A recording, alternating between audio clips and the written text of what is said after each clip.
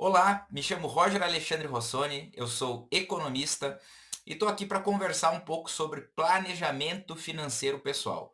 Bom, planejamento financeiro é algo super importante na vida de todo mundo, afinal, dinheiro faz parte das nossas vidas, mas nem sempre a gente fala sobre educação financeira, sobre dinheiro ou se planeja sobre dinheiro. E a ideia aqui é justamente a gente tratar desse tema de uma maneira simples, descomplicada e que possa ajudar a melhorar a tua vida. Bom, e o que eu preparei para hoje? Vou falar um pouco sobre ciclo de vida e o dilema econômico. Vamos falar um pouco sobre objetivos de vida. Vamos falar sobre balanço patrimonial e vamos falar sobre orçamento, que são ferramentas aí que você pode utilizar para o teu planejamento financeiro pessoal. Bom, quando a gente começa a estudar um pouco mais sobre teoria, sobre o que os economistas estudaram sobre o planejamento financeiro, existe uma teoria chamada de ciclo de vida financeira, e basicamente considera o seguinte, que existem três fases na vida. Existe uma fase de desenvolvimento, quando você é jovem, então você está lá aprendendo novas habilidades, você está se profissionalizando, você está melhorando a tua capacidade de pensar, de trabalhar, de gerar valor para o mundo. Existe uma fase de acumulação, quando de fato você trabalha, aplica esses teus conhecimentos para gerar recurso, acumular riqueza, para que você consiga ter uma fase de fruição, que é quando você começa a ter menos energia, está mais cansado, começa a pensar no processo de aposentadoria. Tá, de um modo geral, a gente fala que o processo de desenvolvimento vai até ali 25, 30 anos, a fase de acumulação de 30, a gente joga até 60, 55 anos, a fase de acumulação. E a partir dos 60 a gente começa a falar de fruição. Então, basicamente, a gente tem três grandes fases na vida. Uma fase de desenvolvimento, a gente vai ter uma fase de acumulação de recursos e uma fase de fruição. Pelo menos isso é o que a teoria nos diz que seria o mais racional. Você usar tua energia para juntar recursos para o momento que você já não tenha mais tanta energia, você consiga ter lá uma reservinha para te dar condições. Mas e na prática? Bom, na prática é um tanto quanto diferente. O que já acaba vendo é que está sempre apagando incêndio, a gente não se planeja, não consegue acumular recurso, chega na fase de fruição, muitas vezes dependendo de uma única fonte de renda, ou essa fonte de renda não é capaz de prover, e a gente não para se planejar financeiramente. Basicamente, a gente fica naquela grande fala, né? Quando acalmar, eu me organizo. Mas a nossa vida é uma grande montanha-russa. Ela nunca vai se acalmar de fato. A vida, por natureza, ela é incerta. Então, não adianta você pensar que uma hora vai acalmar para que a partir daí você comece a se planejar. O ideal é que você planeje assim mesmo, do jeito que está, e vá ajustando o teu planejamento ao longo do tempo. E quanto antes você iniciar o teu planejamento, melhor. Então, não espere se acalmar para você começar a planejar, porque não vai acalmar, eu te garanto. Os problemas que você tem hoje podem não existir mais no futuro, mas com certeza terão outros problemas, outras incertezas, outros pontos que vão dificultar o teu planejamento. Um dos pontos iniciais é a gente entender que finanças é uma das áreas da tua vida. As finanças, o dinheiro não é tudo, apesar de ser muito importante, não é tudo. O dinheiro vai resolver todos os seus problemas de dinheiro, mas tem outras situações, como realização pessoal, sociabilidade, memórias, experiências, que muitas vezes o dinheiro não vai resolver. Então é muito importante, primeiramente, a gente olhar para as finanças como uma parte de uma vida que é maior, que tem uma série de outros fatores que para você pode ser importante ou não. Quando a gente inicia um processo de planejamento, é muito similar a ir ao médico, né? Qual que é o primeiro passo que você vai ao médico? Ele pede para você fazer um exame, justamente para a gente avaliar como é que está a tua situação inicial. E aí existem ferramentas que podem nos ajudar. Uma delas é o radar da vida. O radar da vida, basicamente, é um radar onde você tem lá uma série de aspectos da tua vida. Então aqui eu trouxe alguns exemplos de aspectos que podem fazer parte da tua avaliação, como intelectual, como saúde, como emocional, como profissional, financeiro, social, propósito, vida amorosa, família, diversão, espiritualidade. Notem que todos esses fatores aqui citados são aspectos da tua vida, não somente financeiro, mas que também impactam a tua vida. O exercício que eu deixo para ti agora é justamente a gente fazer o nosso diagnóstico inicial. É parar para pensar, para cada um desses pontos que estão listados, o quão satisfeito você está com a sua vida de 0 a 10. Então, o quão satisfeito você está com a tua situação intelectual? O quão satisfeito você está com a tua saúde? O quão satisfeito você está com o teu emocional, com a tua área profissional, com o financeiro e assim por diante, por todas essas áreas que a gente tem listadas aqui. Bom, depois de você avaliar com uma nota de 0 a 10 o quão satisfeito você está, você consegue fazer uma avaliação preliminar no seguinte sentido: quais são as áreas que eu pretendo melhorar? Quais as áreas fazem mais sentido para mim? Selecione pelo menos 3 áreas que você considera que de fato são muito importantes para você. Com base nisso, tenta pensar em ações, em iniciativas, em objetivos que você pode ter para melhorar a situação desses aspectos da tua vida. Mas, Roger, qual aspecto é mais importante? Qual que eu vou atacar? Eu vou pegar aquele que eu tô com a nota muito baixa, eu quero pegar aquele que está muito alto? O que faz mais sentido? Bom, gente, a vida não tem gabarito. Cada pessoa avalia esses aspectos de um modo diferente. Cabe a você descobrir a resposta. Do que faz mais sentido para você, do que você mais gosta, se você prioriza ter uma saúde melhor, ter maior proximidade com família e amigos, ou talvez você queira focar mais em ganhar dinheiro nesse primeiro momento e está tudo bem. Não existe certo e errado. Mas faça essa avaliação de o quão satisfeito você está, quais áreas você pretende melhorar, e aí tente pensar em objetivos, em iniciativas que você pode fazer para melhorar as situações, a tua avaliação, a tua satisfação quanto àquele aspecto da tua vida. Bom, e essas iniciativas, esses desejos, esses anseios que você tem para cada uma desses aspectos da tua vida, vão ser ponto inicial para o nosso planejamento. Porque a gente precisa planejar baseado em objetivos de vida, em o que eu quero fazer.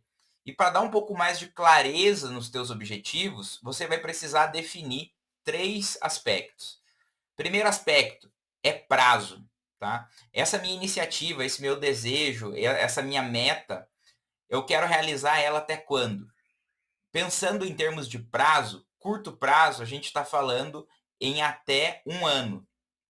Médio prazo, a gente está falando em até 5 anos. Longo prazo é tudo que for acima de 5 anos. Então, esse meu objetivo, ele está dentro de qual desses limites de prazo? 1 ano, até 5 anos ou acima de 5? Segundo ponto, gente, qual que é o grau de prioridade que eu dou para essa minha iniciativa, para esse meu objetivo, para esse meu desejo? Ele é inegociável, ou seja, eu não abro mão, eu vou fazer isso, custe o que custar. Ela é uma necessidade, ou seja, eu preciso disso de fato, ou é simplesmente um desejo? Notem que existe um grau de prioridade aqui. O que é inegociável é prioridade máxima. O que é necessidade acaba sendo menos prioridade do que algo inegociável, mas é mais prioritário do que um desejo. O desejo é legal de você conseguir, mas ainda assim ele não é inegociável, ele não é uma necessidade de fato. O desejo é o famoso seria legal se eu conseguisse fazer isso, mas não necessariamente eu preciso fazer isso, entendeu? A partir daí, você pode traçar planos de ação, ou seja, um passo a passo do que você precisa fazer para alcançar isso, e ir acompanhando essa evolução periodicamente. Então imagina que você quer agora pensar mais em saúde. Ah, eu quero emagrecer, Roger, eu vou emagrecer 15 quilos. Até quando eu quero emagrecer 15 quilos? Eu quero emagrecer em até 2 anos, é médio prazo. Qual que é o grau de prioridade para mim? Roger, isso é necessidade, é algo que eu realmente quero e é importante para mim por questão de saúde. Qual que é o custo previsto? Aí depende se você tem um custo ou não. Por exemplo, eu quero contratar academia, eu quero contratar um profissional que me acompanhe. Aí você pode pensar, todo mês eu vou destinar R$ 250 para gasto com saúde e emagrecimento, porque é o meu objetivo de vida. E aí você traça um plano de ação. O que que eu vou fazer? Não, eu quero fazer academia. Eu vou cuidar de alimentação, academia, nutricionista. O que que eu vou precisar fazer para chegar lá? E aí você vai acompanhando essa tua evolução de perda de peso ao longo de um tempo. E é muito importante ter esse acompanhamento para justamente você verificar se o que você planejou e o que você de fato está alcançando, estão conversando, estão condizentes e você precisa adequar o teu planejamento. Um ponto que é muito importante você entender é que os objetivos de vida são as pedras fundamentais, são a base do teu planejamento financeiro. Porque você vai alocar os teus recursos, o teu dinheiro, o teu tempo, baseado nos teus objetivos de vida. Se você não tem objetivos de vida, fica muito difícil dizer se você está escolhendo bem ou mal o que você está fazendo com o teu dinheiro. Aquela história que para quem não sabe para onde vai, qualquer caminho serve. Então a grande sacada aqui é o seguinte, gente, escolha quais os destinos, ou seja, quais os objetivos, aonde você quer ir, o que você quer fazer, aonde que você quer chegar e se divirta ao longo do caminho. Essa é a parte mais importante de tudo até aqui. E agora sim a gente vai começar a falar um pouco mais de dinheiro, mas lembrando, o dinheiro ele é meio, ele não é fim, a gente vai usar ele para chegar em algum lugar. E aí a gente chega no balanço patrimonial. Bom, o que, que a gente vai entender sobre balanço patrimonial? O que, que é um balanço patrimonial? Inicialmente, balanço, a gente está levantando tudo que existe de patrimônio. E quando a gente fala de patrimônio, você vai ter ativos, ou seja, são bens que você tem, são coisas que você tem, recurso, dinheiro, etc. E você, de outro lado, você vai ter passivos, que justamente são dívidas que você tem com alguém. O teu patrimônio é o teu ativo menos o teu passivo. Pensa assim, se eu vendesse tudo que eu tenho e pagasse para todo mundo que eu devo, quanto sobraria? Esse é o teu patrimônio. Esse tipo de levantamento é interessante que você faça uma vez ao ano. Você não precisa estar fazendo isso recorrentemente, até porque o tamanho do teu patrimônio não vai alterar assim com tanta frequência, não é mensal. Como que você pode fazer isso? Você pode fazer por meio de planilha, pode fazer de caderninho. Eu vou trazer aqui um exemplo de planilha que você pode utilizar. Aqui, por exemplo, nós temos uma planilha de balanço patrimonial, onde a gente tem o nome da pessoa, o período, então o mês e o ano que ela fez esse levantamento. De um lado nós temos os ativos, e aí temos ativos de uso pessoal, ou seja, são itens, patrimônio que eu tenho, que eu uso no meu dia a dia, eles não geram renda para mim, então eles são de uso pessoal. Essa pessoa aqui, o fulano da Silva, no início do ano ele tinha um automóvel de R$ 21.500 e tinha outros bens com valor total de R$ 7.500. Ele não tinha ativos que geram renda. Então ele não tinha imóvel, não tinha poupança, renda fixa, negócio próprio, nem nada disso. O total de ativos que ele tem é R$ 29.000. Quando a gente vai olhar os passivos, ou seja, as dívidas que essa pessoa tem, ela tem um financiamento de veículos de R$ 28.000, ou seja, o veículo que ela tem aqui é financiado, e dado aos juros, o valor da dívida é maior do que o valor do imóvel, do automóvel. Ela tem dívida de cartão de crédito e tem crediários, ou seja, dívidas que ela está pagando mensalmente diretamente nas lojas. Se a gente somar todos os ativos e descontar os passivos, a gente vai ver que essa pessoa, na verdade, tem um patrimônio líquido negativo. O que isso quer dizer? Que se ela vendesse tudo que ela tem para pagar todas as dívidas que ela tem, ela ficaria devendo, ela não teria recurso suficiente. Qual que é a situação mais confortável, mais saudável? Que ao longo da vida você vá aumentando o teu patrimônio líquido. É muito comum que no início da tua vida você tenha mais ativos de uso pessoal e ao longo do tempo você vá criando ativos que te geram renda, justamente para gerar renda quando chegar na tua fase de fruição, você não vai mais ter a mesma energia, a mesma disposição. E é normal também que em algum momento você tenha o patrimônio negativo, porque muitas vezes você vai financiar uma casa, vai financiar um carro, e dados os juros, o teu patrimônio pode ficar negativo em algum momento.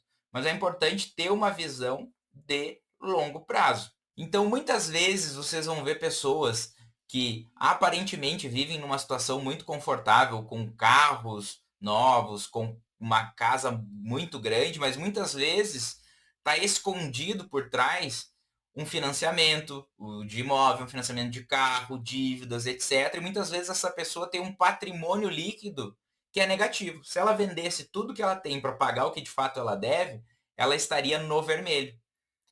Olha só como que às vezes a situação aparentemente parece estar numa situação boa, mas economicamente essa pessoa não está numa situação saudável. O ideal é que o teu patrimônio cresça ao longo da sua vida. Beleza. Levantamos então o patrimônio, vamos para a próxima ferramenta que vocês podem utilizar, é o orçamento mensal. Qual que é a ideia do orçamento? É você analisar todas as receitas que você tem, todas as despesas, e a partir daí você vai entender qual é a tua capacidade de poupança, ou seja, quanto que eu consigo guardar e investir nos meus objetivos. Como que eu chego na capacidade de poupança? É o quanto eu tenho de receita, ou seja, quanto de dinheiro que entra, quanto de dinheiro que eu ganho, menos as despesas, a quantidade de dinheiro que eu gasto. E como que você vai utilizar esse tipo de ferramenta?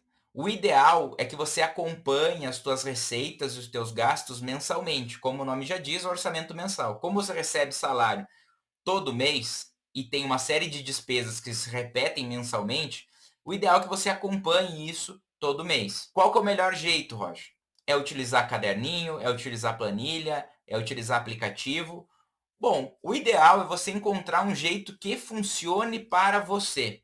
Ah, eu achei um aplicativo, para mim funciona bem. Legal. Ah, eu prefiro que seja no caderno. Beleza, vai no caderno. Você vai testando até que você descubra um jeito que para você funciona muito bem. Particularmente, a minha sugestão é que você faça isso semanalmente, ou seja, toda semana você defina um dia da semana que você vai parar para fazer o controle das suas despesas, ou seja, levantar tudo que você gastou e categorizar essas despesas.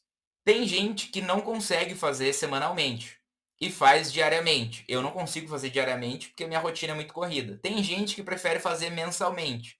Eu não gosto de fazer mensalmente porque acumula um monte de coisa para eu lançar e às vezes eu nem lembro onde que eu gastei. Mas o que é importante aqui? Você encontrar um jeito que funcione para você. O importante é que você tenha esse tipo de controle. Por quê? Porque a contabilidade mental, ela não funciona. O que é contabilidade mental? É basicamente você tentar fazer esse controle de cabeça. Vou mostrar para vocês aqui um exemplo de uma planilha que pode ser utilizada para controle de orçamento mensal, uma planilha super simples. Novamente estamos aqui com o fulano da Silva. Em janeiro de 2023, vamos analisar como é o orçamento dele. Ele tem R$ 2.500 de receita, ou seja, tudo que entrou de dinheiro para ele entra mensalmente R$ 2.500, isso do trabalho assalariado dele. E quais são as despesas que ele tem?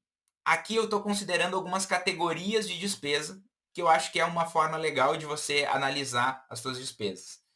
Eu estou considerando o que é projeto de vida, ou seja, os objetivos, as tuas metas, despesas que são de moradia, despesas que são relacionadas à educação, despesas que são relacionadas à saúde, despesas que são de alimentação, despesas de transporte e despesas pessoais. Quando a gente pega então um orçamento, se a gente juntar tudo que essa pessoa gastou, a gente vai ter o total de despesas dela. Então, no nosso exemplo aqui, o fulano da Silva, ele gasta de moradia R$ 757,24, sendo que parte disso é de aluguel e parte é IPTU, energia, água, gás. Ele não gasta com educação, não gasta com saúde. Ele tem um gasto de alimentação com supermercado e com lanches. Ele tem um gasto com transporte, do financiamento do combustível.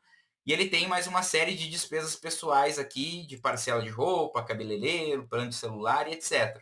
Então, quando a gente agrega tudo isso aqui, a gente vê que ele tem uma receita de R$ 2.500 e uma despesa de 2.250. Como que a gente chega, então, na capacidade de poupança? A capacidade de poupança, ou seja, o quanto que sobra para ele colocar nos seus objetivos de vida, é basicamente a receita líquida menos as despesas. No caso do fulano da Silva, a gente está falando que é algo em torno de R$ 135 o que ele tem de capacidade de poupança, ou seja, ele consegue guardar, investir ou até mesmo gastar pensando nos objetivos de vida dele R$ 135.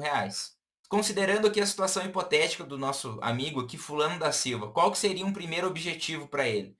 Acho que o primeiro investimento de todo mundo deveria ser numa reserva financeira, numa reserva de emergência. Ou seja, um dinheirinho para você deixar guardado para te socorrer em casos de emergência. Esse é o primeiro investimento que todo mundo deveria fazer, porque esse tipo de investimento te dá tranquilidade. Não tem problema se furar o pneu do carro, se acabar o gás, se acontecer algum imprevisto, se você ficar doente. Por quê? Porque você tem uma reserva financeira que te dá tranquilidade para aí sim pensar em outros objetivos depois. O tamanho dessa reserva, a gente sugere que seja de 3 a 6 meses do teu custo de vida, mas a parte mais importante é que ele te dê tranquilidade. Até aqui a gente falou de 3 ferramentas. Do radar da vida, que é para você avaliar quais pontos você está mais satisfeito ou insatisfeito em relação à tua vida. E a ideia dessa ferramenta é você ter uma visão geral da tua avaliação de satisfação da tua vida e começar a pensar em pontos de melhoria, em áreas que você quer melhorar. A ideia é que aí você tenha insumos para pensar em objetivos de vida, que são as pedras fundamentais, são a base do nosso planejamento financeiro. Nós falamos também do balanço patrimonial, que é você entender o quanto de patrimônio você tem de fato. Imagina que você venda tudo que você tem para pagar todas as suas despesas. Quanto sobra é o teu balanço patrimonial. E o ideal é que o teu patrimônio vá crescendo ao longo do tempo. E nós falamos também do orçamento mensal, que acho que é a ferramenta que vai fazer mais parte do teu dia a dia, que é basicamente controlar o quanto você recebe e o quanto você gasta e quais são os teus principais gastos. É muito importante você acompanhar mensalmente até para saber o quanto que eu consigo guardar e alocar para os meus objetivos e até mesmo para entender se você está gastando bem ou mal o teu dinheiro, fazer um controle disso. Por que, que a gente tem toda essa lógica de usar essas ferramentas? Porque o planejamento financeiro ele é utilizado para conquistar os seus objetivos. Tá? Guardar dinheiro por guardar dinheiro, ser o que o pessoal chama de tio patinhas, não faz muito sentido, gente. A vida está aqui para a gente aproveitar, para a gente conquistar os nossos sonhos, realizar, ter uma vida legal. E usar essas ferramentas é justamente para isso. Se a gente fosse reduzir assim, regras de ouro, né, regras simples, você precisa basicamente gastar menos do que você ganha, sempre gaste menos do que você ganha, invista o que você conseguir poupar, pensando nos teus objetivos, e você repete esse processo, então, todo mês de gastar menos do que você ganha, investir o que sobrou nos teus objetivos, até você alcançar os teus objetivos. É simples, é muito simples. Na teoria, sim. Na prática, nem tanto. A maioria das pessoas não sabe o quanto gasta por mês. A maioria das pessoas não tem uma reserva financeira. A maioria das pessoas nem sequer tem objetivos de vida definidos. Então, essa abordagem estrutural, né, de você pensar em, primeiro eu vou avaliar minha vida como um todo, a partir daí eu vou pensar em objetivos, e aí sim eu começo a controlar as minhas finanças, o meu patrimônio, os meus gastos mensais, pensando em alcançar os meus objetivos. É isso que a gente está propondo para vocês aqui, com uma maneira assertiva, uma maneira saudável de lidar com o dinheiro, de planejar a tua vida financeira pessoal. E agora eu quero finalizar deixando uma mensagem para vocês, que é uma mensagem do Taleb, que é um escritor que eu gosto muito. E ele fala o seguinte: perder um trem só é doloroso se você correr para pegá-lo. Da mesma forma, não estar de acordo com a ideia de sucesso que as pessoas esperam de você só é doloroso se for isso que você estiver procurando. Então, assim, gente, não alcançar um determinado objetivo só vai ser doloroso se é isso que você quer. Então, não se meça pela régua dos outros, pelos objetivos dos outros ou pelo que as outras pessoas esperam de você. Calma, relaxa, avalie o que de fato faz sentido para você e aí sim corre atrás disso. Lembrem que o dinheiro, ele é meio, ele não é fim. Ele é um meio de alcançar os teus objetivos.